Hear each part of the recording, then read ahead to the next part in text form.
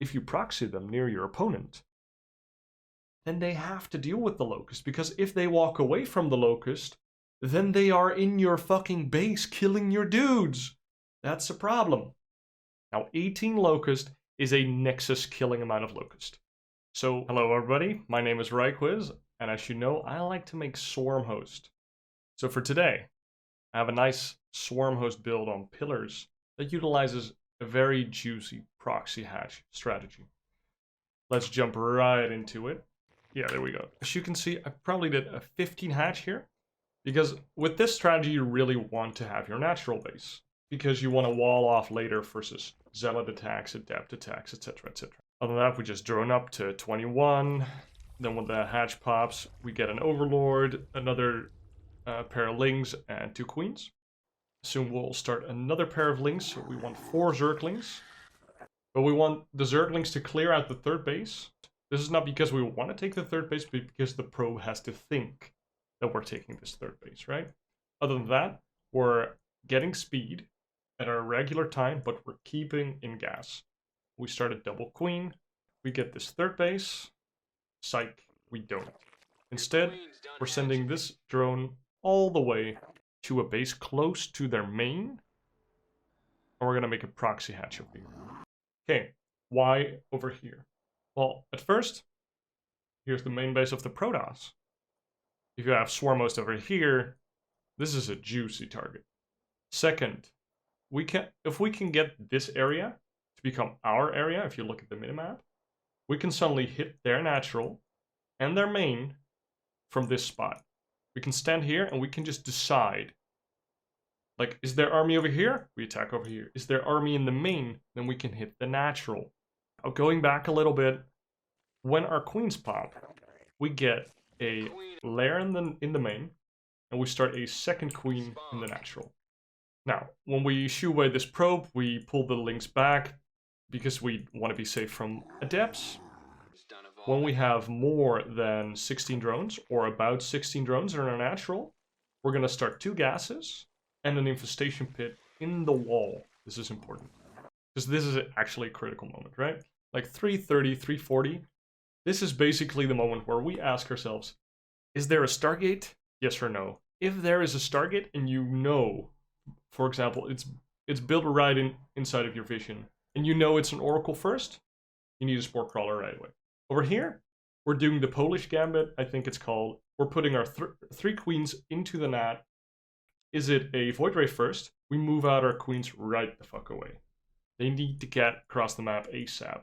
They'll be in time to transfuse this hatchery, save them, and escort our lovely Swarmhost. Now, one thing I should point out is the overlords. Your first overlord goes to the natural, and then chills over here just for basic scouting, and when it's Stargate, they'll often kill this with the Void Ray, which alerts you right away that it's Void Ray, and you can just send out your queens right away. 2 overlords over here are going to generate creep, which is going to make a nice highway for our queens to get across the map. Plus, we can start spreading some creep over here, which we can then spread all the way to the top left, if you look at the minimap right now, which will give us a little more map vision. And also, it scares the Protoss. Like, there's creep in the middle of the map. What the hell happened in this game? It fucks with their brain, you know? They can't comprehend. So for now, you keep droning. You can basically blindly drone 2 mineral lines and 3 gases. You can basically do that blindly. So what we kind of want to end up with is 2 base saturation, all gases, and then we just make overlords and lings from our main base and our natural, and from our proxy, we're going to make Swarmhosts. Now, what do you do when this proxy finishes? You're not going to use any of the larvae. You're going to wait until they have 3. You're going to start a queen right away, and the moment you start this queen, you're also going to start 3 drones, and you're going to rally them over. What that's going to do is provide us some drones, because we really want to use these larvae to become Swarmhost, because then, I think this is, 4:45. Pretty fucking early. It's pretty early for Swarmhost to be near your base throwing in Locust. So we're going to send some drones over here, and these queens now arrive. So these would be a little bit earlier if it was Void Ray, but this is a nice time if it's not Void Ray. What we're going to do is we're going to inject right away, put down 2 tumors in the front, one tumor goes behind. It's basically to connect our bases later on. Hey Veggie, how you doing? Good afternoon. So these 3 Swarmhosts are going to pop, this Queen is going to pop, and there's going to be 3 drones here in a second. We're going to keep building Queens from this base, basically. And that's the whole plan. We're going to make Swarmhosts from this base and Queens. This is a Swarmhost Queen production facility. You don't really make anything else until you have 20 Swarmhost. Our main and natural are going to produce Overlords, a couple drones, and Zerglings. So what you're going to see here is these pop, and you are going to throw them in a wave. Locusts are very strong when they are together. They have very high damage output, but you don't want to throw them in one by one. You kind of want to have that punch. You don't want to like 3 small taps. You want to have like 1 fucking uppercut. Now, these are going to drop in. This is a computer, so he's going to completely die. Nice micro would be to drop 3 here and 3 here. If the opponent had pulled away his probes already, like we were over here, and we saw no probes, then we can drop 2 here just to make sure the probes don't come back. And we can use 4 to like kill a pylon, get some guaranteed damage, because we really need to do something. So denying mining whilst killing a pylon, not optimal. You definitely prefer to see this. Just getting free probes. If you want some really like easy micro, you just select the... Let me go back a little bit when they're still flying. Here we go. Here we go. And then they have a swoop. You can see it down here. This is the swoop hotkey. You just press that, C for me, C, and then you click in the mineral line so they will swoop down. And then you shift H, and H is hold position for me. This will make sure that the Swarmhost, I do it here, that the Swarmhosts keep their position, and that means they're only going to attack things that are in their range.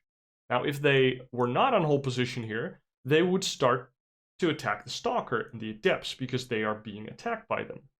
And these have higher priority in the aggro chain. I guess some people here will understand what aggro means.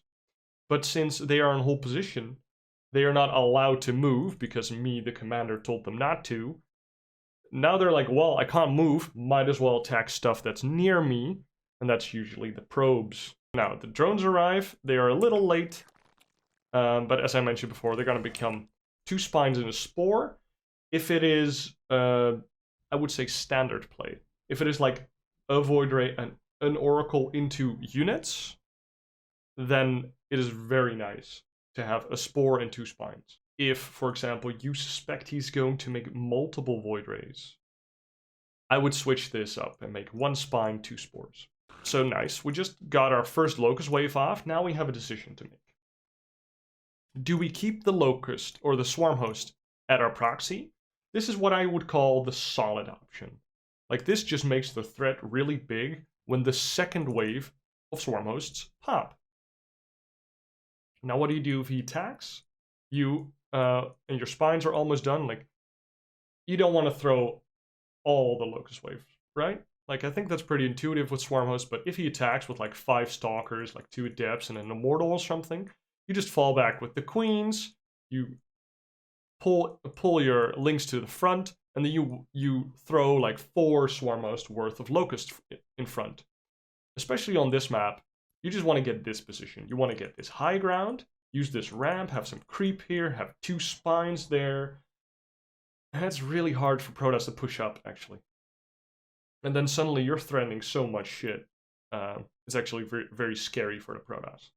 And this is basically where the build ends, right? You just have your... Let me just roll it down. You just have your second wave. Swarmhost, and as you can see... Oh, this is a replay where I split them up, which is also interesting, right? I have 6 over here, 3 over here. You see they have a wave now. These have a wave, freshly spawned, and we're going to throw our locust. These are going to go into the natural, and these are going to go into the main. As you can see, I dropped them above and underneath the nexus to maximize probe damage. This is basically where you start playing StarCraft. So the build kind of ends and you start playing StarCraft.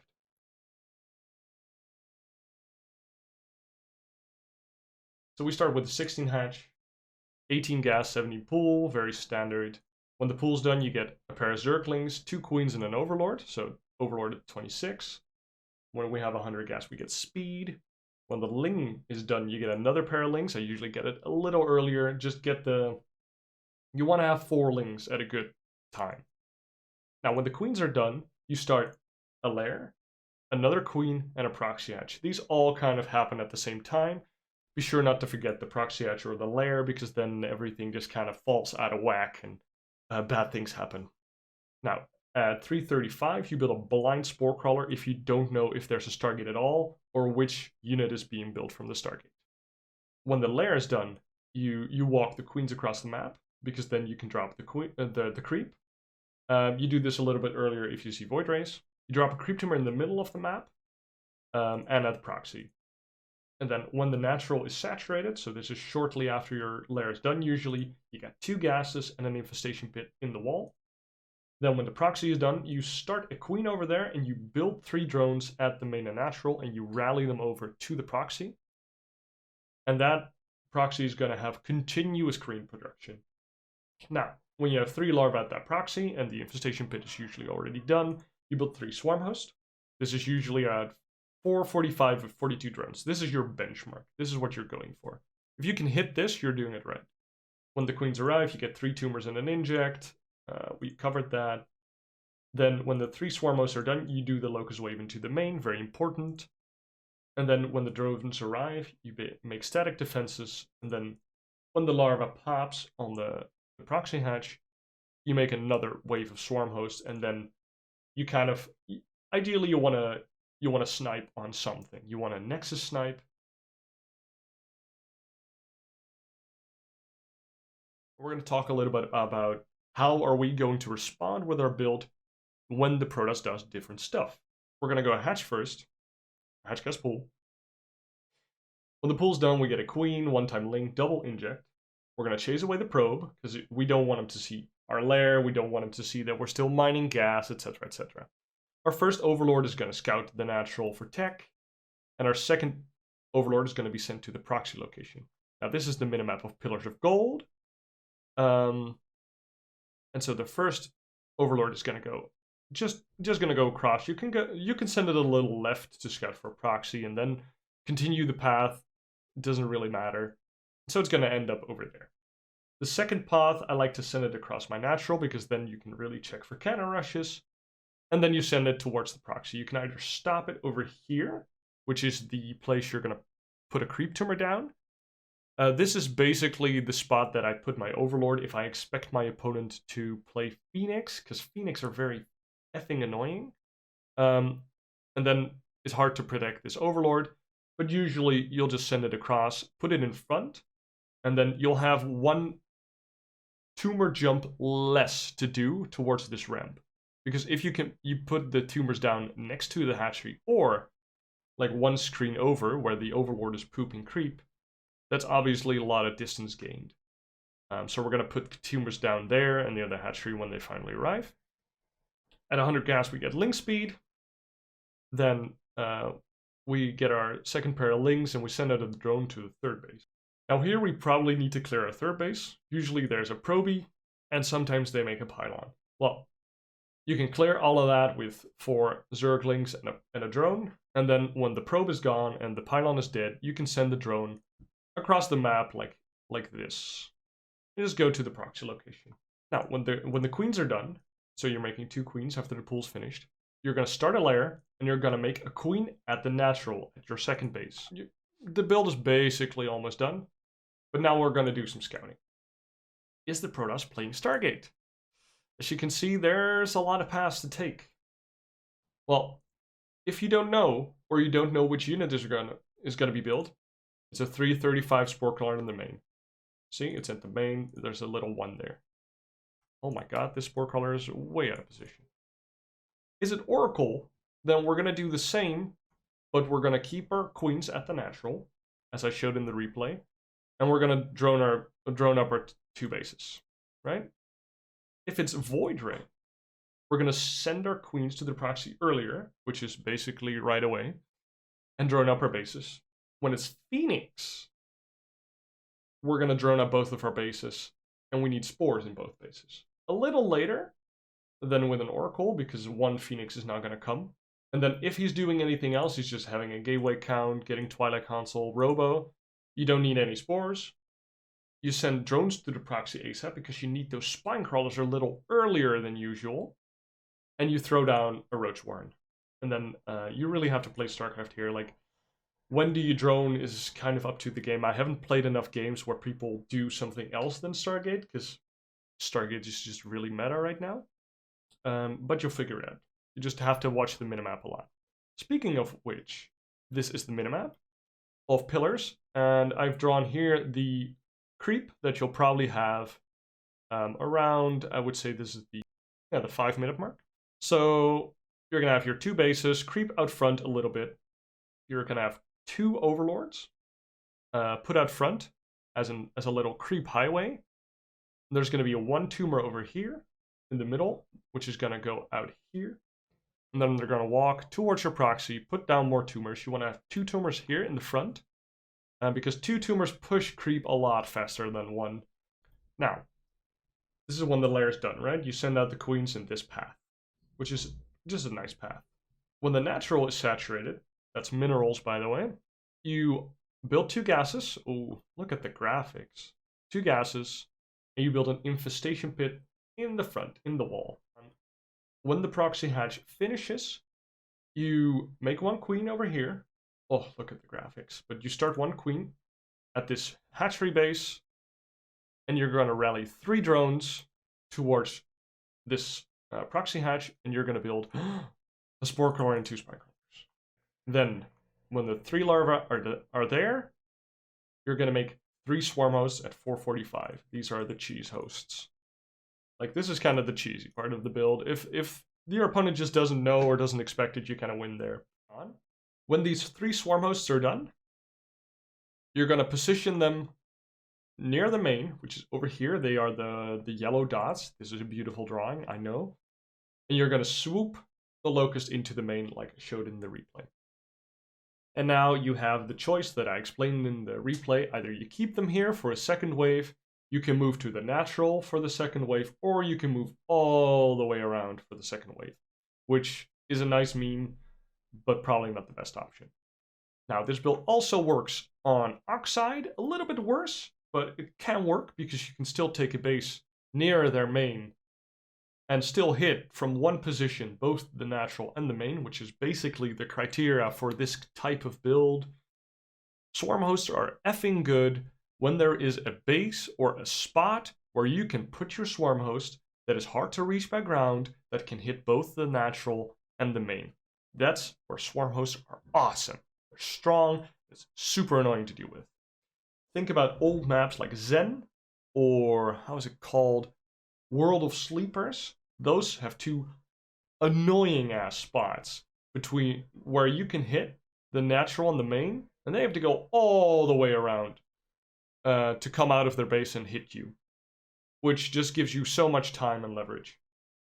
Now, and then after you've thrown the first wave and you've decided where these 3 swarmers are going to be for their second wave, you're going to make 6 more swarm hosts because your inject just popped, and now you have 6 larvae, and you can make 6 swarm hosts, which brings your total up to 9 swarm hosts. And as I said, that is a Nexus killing amount of swarm host, so you're ready to snipe a Nexus. Now, and then, as I say, you start playing StarCraft. You just start playing StarCraft. There's a couple of options you have.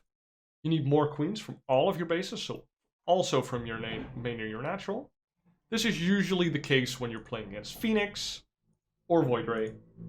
You kind of just need more queens. If you don't have enough queens, they're just going to A-move you and you're going to die, and that's not fun. If they're really going ham on the Void Rays, then congratulations, you're probably winning that game. Because you can make a couple of infestors, more queens. Around 7 minutes-ish, I would say throw these down. You can throw down a Hydra and an Evo if nothing weird happened that game. And you can then transition into Hydras. Hydras are pretty good with +1 range. Or you can get Hive and a Lurker Den versus any type of ground composition. Another option is that you have to wall your natural in with spines, which is usually the case versus high gateway counts or twilight builds. They like to counterattack. They have the unit count that can counterattack.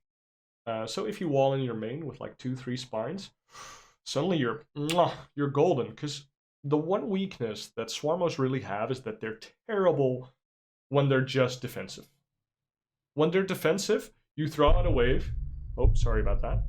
The opponent just walks back, the locusts expire, and the situation is exactly the same as before, but now you don't have locust. So they're terrible, but if you proxy them near your opponent, then they have to deal with the locust, because if they walk away from the locust, then they are in your fucking base killing your dudes. That's a problem. So Swarmers are very much stronger when they're used offensively. And when you proxy your base next to your opponent's base, anything you do defensively becomes offensive. So that's why we make queens. Queens are terrible offensively because they're slow. But if they're already across the map, then they're actually pretty good. Again, we're just abusing these small little things and trying to make this build work. And lastly, the thing you have to decide is drones. When do you drone your proxy?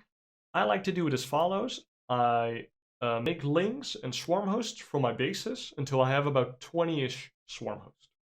That's the game plan number 1, basically. Unless I see something that makes me divvy from that build, I'm gonna make lings, overlords, and swarmhosts. And then you have to make a decision. Am I fighting air or am I fighting ground, mostly? Because you already have queens, so you can kind of already fight air, but do you really need to fight air, or just kind of fight air? Like two Void Rays is not air, right? 16 Void Rays, though, you're fighting air, my dude. If you're fighting air, I really like Hydra Den with upgrades, so that's range and +1, but +1 carapace. And then I like to get a couple of infestors. Now, that is because Microbial Shroud is actually insanely good with queens with +1 armor. I know this sounds a little bit far-fetched, but it's actually, you literally just win the game if they make carriers. Because your queens don't die. You just spam spores, queens, couple infestors, and you start adding on hydras to kill everything else. But if you're fighting ground, that's the other path, I prefer to do the same reaction, Hydra Den Evo, and then I prefer to get +1 attack, and then you get an Hive plus Lurker Den the moment the Hydra Den's done.